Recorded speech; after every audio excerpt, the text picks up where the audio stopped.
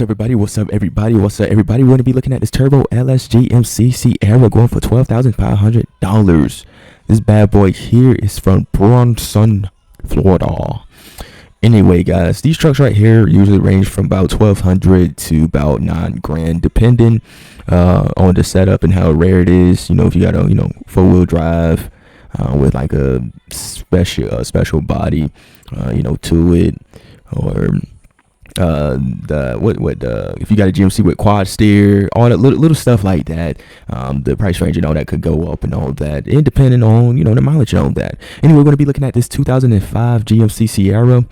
Before we actually get into the details and all that, let's just look. And I already listened to the sound. I don't know, man, these LS's, General Motors, man, they was kicking ass with these motors and all that they put in these SUVs, pickup trucks and all that.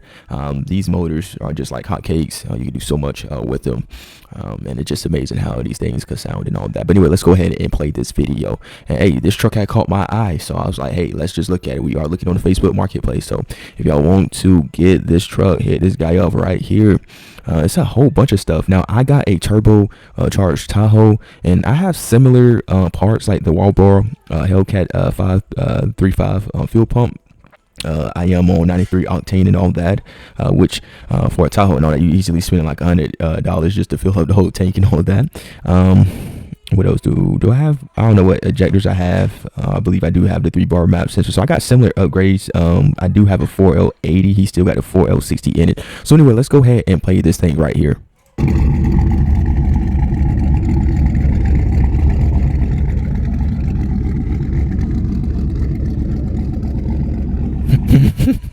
Shit, Bo X. Now I like that, man.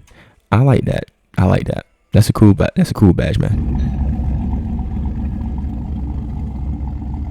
And I'm not gonna lie, I like the wheel setup that he have on this truck and all that. I like the height of it and all that. Man, I seen another GMC, but it was a 2-door cab, same front end and all that, but it was like a baby blue. I had talked about it on my channel before, but man, that truck, oh my goodness, it was lower, it had nice wheels and everything. But anyway, let's get in the description before we actually move on. So it does have the On3 turbo kit with the 575 horsepower. It does, let me see, it was running around 11 psi. He said could go higher. It's tuned for reliable power, 2-wheel drive. These all the upgrades right here. His boost controller, turbo smart electric boost controller, switch on the fly boost settings, headers with the heat wrap, which is also BTR stage 2 truck cam. I don't have no cam in mine. BTR, push rods, titanium retainers. Oh yeah, he built this thing to the T and all of that. New plugs, injury seal, new valve covers, gaskets, 3-bar mounts. Dang, this man got upgrades after upgrade. All lines heat routed in their turbo, aluminum coolant, overflow upgrade, larger trans cooler, new thermostat. Just basically all new upgrades and all that. Let me see, new battery, just new everything.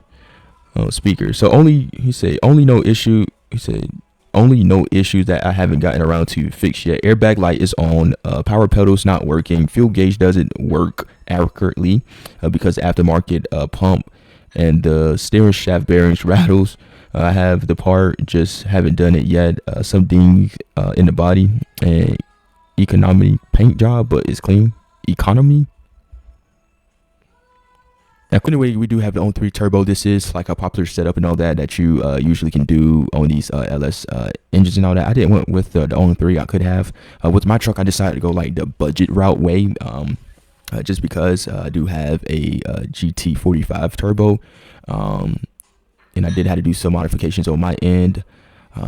With this setup, it allows you to retain your AC and all of that cool little stuff. With mine, I wasn't able to save my AC. Well, I could have in a way, but it was just with the piping and all. I had that. So yeah. And we got the front end, we got the intercooler and all that up front, which is pretty cool.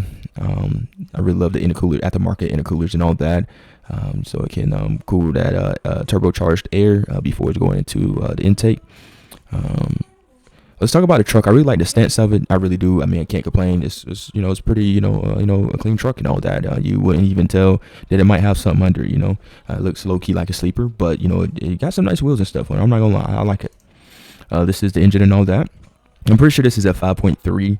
I mean, everything is like really similar. Like you got an oil catch can here. I got the same reservoir tank and all that. I got my oil catch can all the way over here. Got my reservoir tank like backed up a little bit. But similar setup. I got rid of this right here. I just had the hose just running straight or so. But anyway, we got the back end and all that. Low PSI. I like that tag. Look pretty cool. We got the interior. I ain't gonna lie, the interior is pretty clean. I'm not gonna lie, with these GMC trucks, I really love the cotton seats and all that compared to the leather, because the leather rips so easy and all that, ate up so bad and all that, just over time use. But I really love the interior and all that, with the tie hose and all that. It's basic. It's nothing too crazy, but I mean, it would do and all that. We got the rear seats. You got plenty of room. So hey, I'm gonna take a listen to it one more time.